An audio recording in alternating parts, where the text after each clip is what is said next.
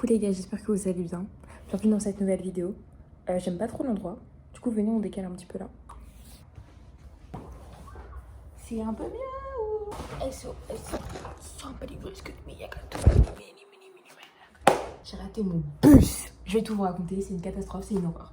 J'essaie de faire une introduction. J'espère que je l'ai bien montée. Parce que en fait, j'ai mis du lait. Est-ce qu'il est bon? Bah, ça a le goût de café, quoi. Écoutez, j'ai beaucoup de choses à vous raconter. Regardez. Oh, vous voyez pas ma coupe du coup? Attendez, je vais vous montrer. Regardez.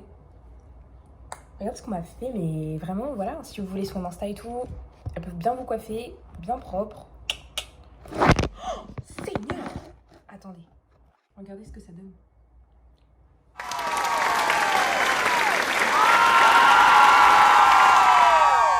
Déjà, mon voyage à Nantes se termine après 2 semaines. C'est très très triste. Mais je reviens pour 1 mois et demi.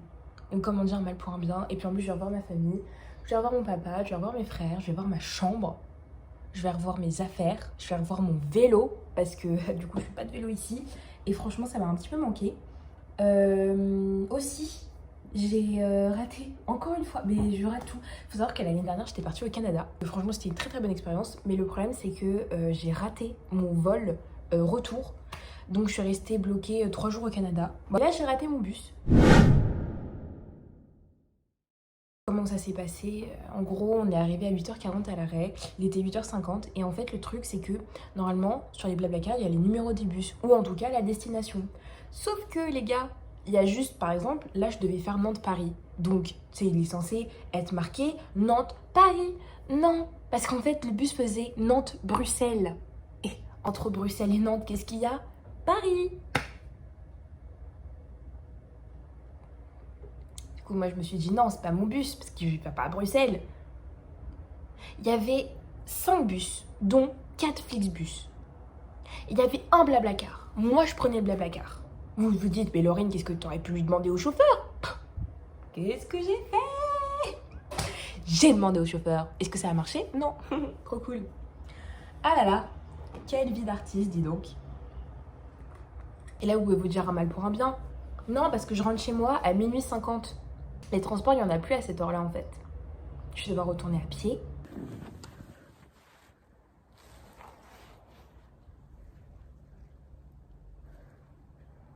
Les gars, il n'y a personne. Non, en vrai, ça va. En fait, si je commence à me porter l'œil, je vais vraiment salement me porter l'œil. Et le bac? Mais le bac, les gars, je vous en ai même pas parlé. Alors, moi j'ai eu, du coup on a tous eu l'écrit le 15 juin et je vous avais dit il fallait faire la dissertation parce que il fallait faire.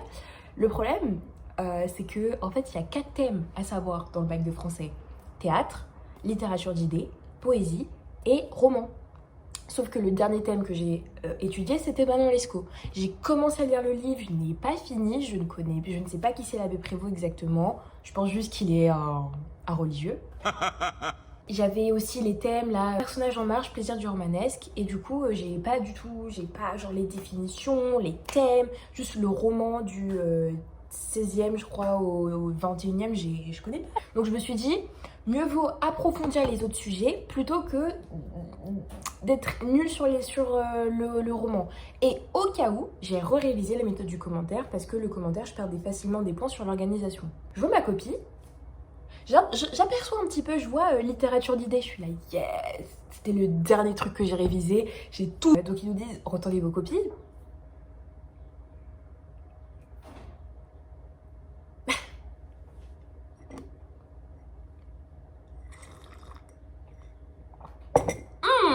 Qu'il est bon ce café!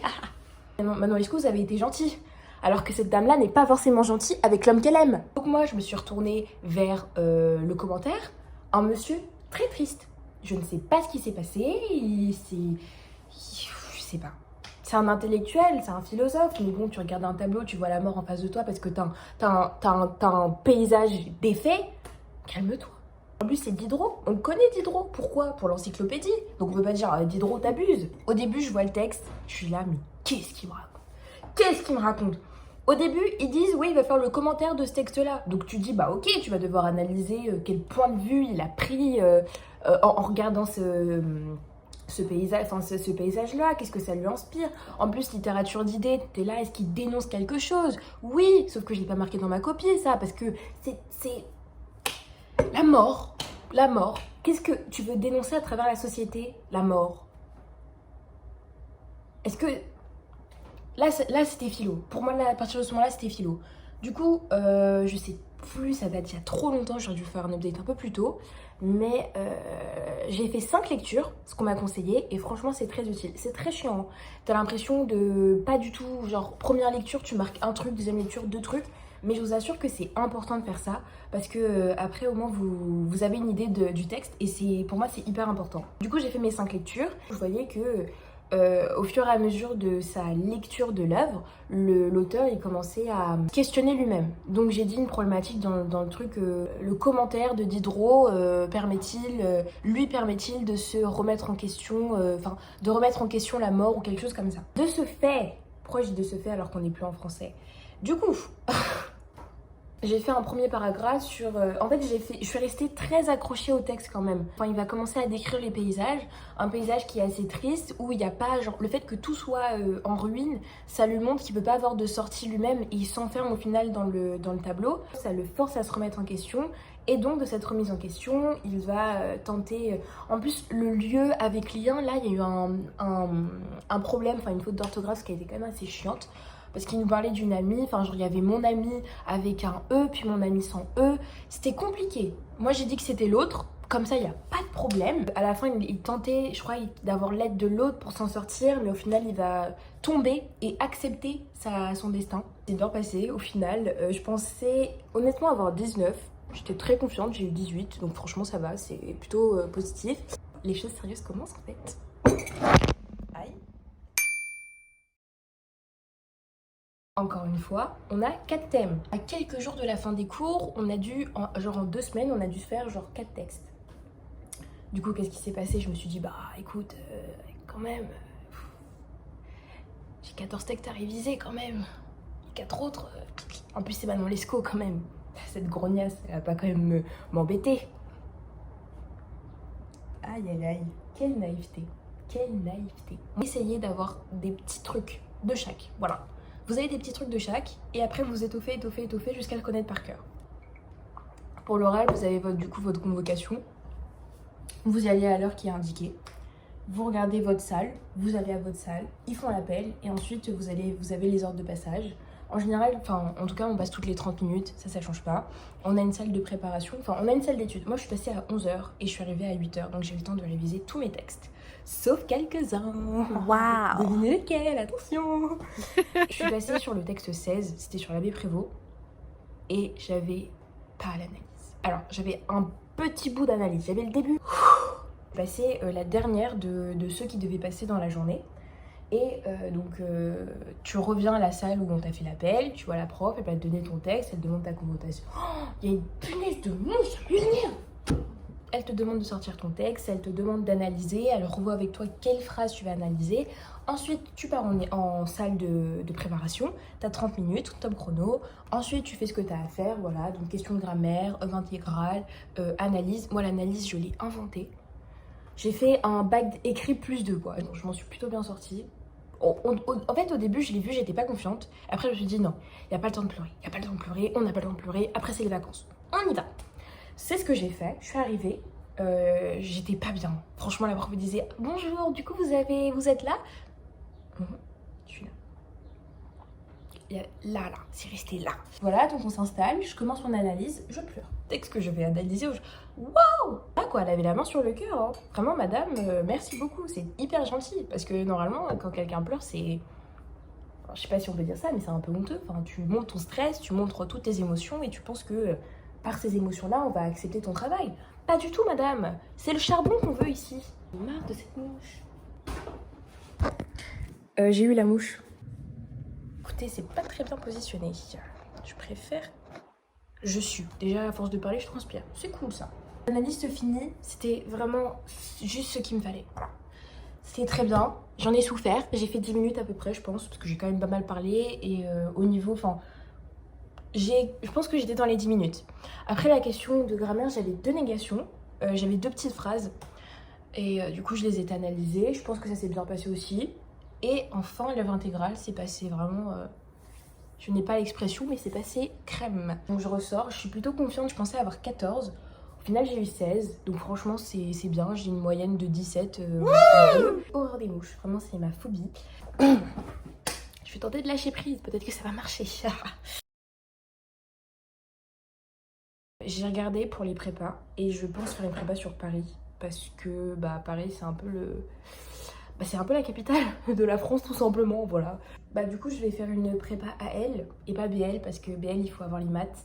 Il fallait avoir spécialité maths et maths complémentaires en terminale. Je ne fais aucun des trois, voilà les maths j'ai été très heureuse de les abandonner. Mais j'avoue que maths complémentaires j'aurais peut-être pu faire l'effort de le prendre mais bon voilà. En fait prépa BL du coup il y a des maths. Il y a de l'économie je crois, alors qu'en AL c'est plus philo, français, histoire, géo, et je pense du coup aller à l'internat. J'ai pas envie de faire des trucs de Henri IV ou Louis le Grand parce que la réputation et tout ça me fait peur et j'ai pas les notes pour ça. Les gens ils ont des 18, moi j'ai 15. J'ai même pas 16. Même mon père me dit que j'ai même pas 16, donc qu'est-ce que je veux faire? Je sais pas du tout, il faut que je bosse, il va vraiment falloir que j'ai une méthode de travail, il va vraiment falloir que je m'investisse dans mes cours, au lieu de m'investir dans ma vie amicale qui est foireuse, autant que ma vie amoureuse. Fallait que ça sorte. Regarde comme, mais les gars, c'est pas normal, je suis juste en train de parler, je sue. J'en ai marre, je me change. Je sais pas trop les études que je veux faire, en fait si, je sais les études que je veux faire mais je connais pas les débouchés. Donc je me dis d'un coup, en soi, faire prépa ça va aussi compenser. Genre repousser un petit peu, expérimenter plus de les matières qu'on a déjà étudiées en cours. Et surtout, je pense que c'est bosser plus, mais être plus encadré. Genre, vraiment, tu bosses, mais les gens sont derrière toi, quoi. Les profs sont derrière toi. Et genre, t'es obligé de donner le meilleur de toi, quoi, forcément. Et je trouve que ça m'intéresse vraiment. Parce que je sais que j'aime bien travailler, mais si on me demande pas de me dépasser, je vais pas me dépasser, quoi. Donc voilà, je fais une petite recherche, j'essaye d'étoffer parce que Parcoursup, ça va arriver bientôt. Faut que je trouve quelle prépa je veux faire et surtout en fait c'est pas que les prépas, c'est aussi est-ce que je change de ville, est-ce que je reste à la maison, est-ce que ça va être plus bénéfique pour moi. Et je pense que l'internat franchement ce serait beaucoup mieux pour moi. Déjà je pourrais avoir mon indépendance, mine de rien, parce que je serais loin de ma famille. D'un autre côté je vivrais ma pression genre de mon côté, je serais pas là en train de faire subir à mes proches. Surtout moi ma famille en tout cas, ils seront, enfin mon père en tout cas il sera beaucoup plus rassuré parce que je serai encadrée, déjà de 1, je serai très bien encadrée et surtout mes études en tout cas, il n'aura pas à se soucier de mes notes ou quoi, enfin, parce que déjà, prépa apparemment quand t'as 10, t'es content? Ah bon?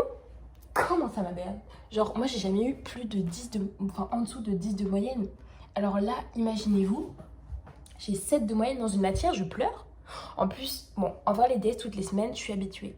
Mais les DS, l'école, les évaluations, les cours de 4 heures, qu'est-ce qui se passe? Pourquoi? En fait, pourquoi? Mais le problème, c'est que c'est un truc qui te tabasse le mental. Mais toutes les connaissances que tu en ressors après, c'est incroyable. Vraiment, la prépa, je pourrais pas vous en parler pendant des heures. Enfin, si, quand même. Parce que là, c'est quand même pas mal de temps que je vous en parle. Mais j'ai vu une fille qui fait du contenu, du coup, sur la prépa littéraire.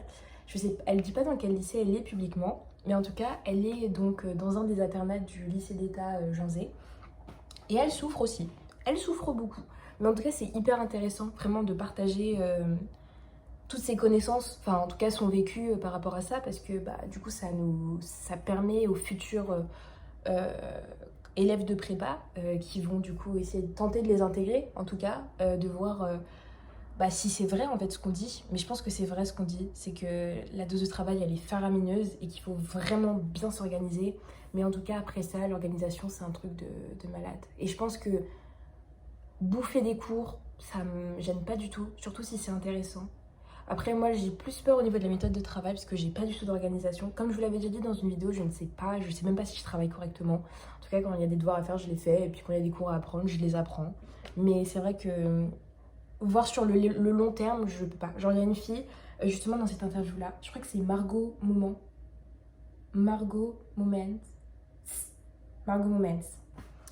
sur YouTube.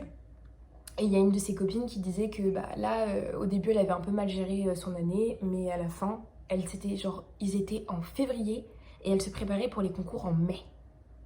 février, mars, avril, mai. Tu commences à réviser pour un truc de dans 4 mois. Moi, je peux pas.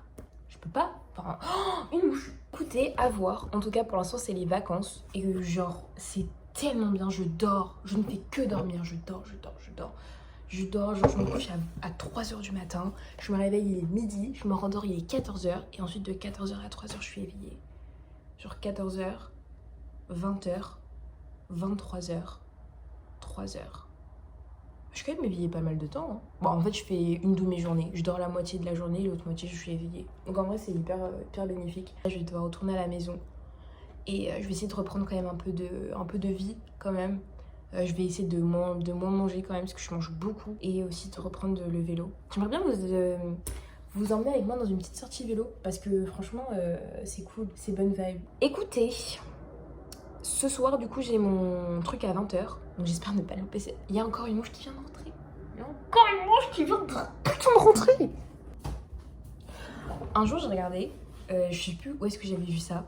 Mais en gros, il disait que le problème, c'est qu'on parlait pas aux mouches, en fait. On leur demandait de dégager, mais genre, on demandait pas poliment. Du coup, un jour, j'essayais de parler à une mouche. Et je lui ai dit dans ma tête, s'il te plaît, va-toi et tout. J'aime pas le bruit des mouches, c'est pas que je t'aime pas toi. Mais c'est juste que le bruit, ça me dégoûte et tout. Et la mouche, elle est partie. Et du coup, je me suis dit, bah, ça marche. Et du coup, j'ai essayé de reparler à une mouche et ça marche pas du tout. Mais quand ça... Peut-être qu'il faut être connecté avec son troisième œil ou des trucs comme ça, mais moi, ça marche vraiment pas.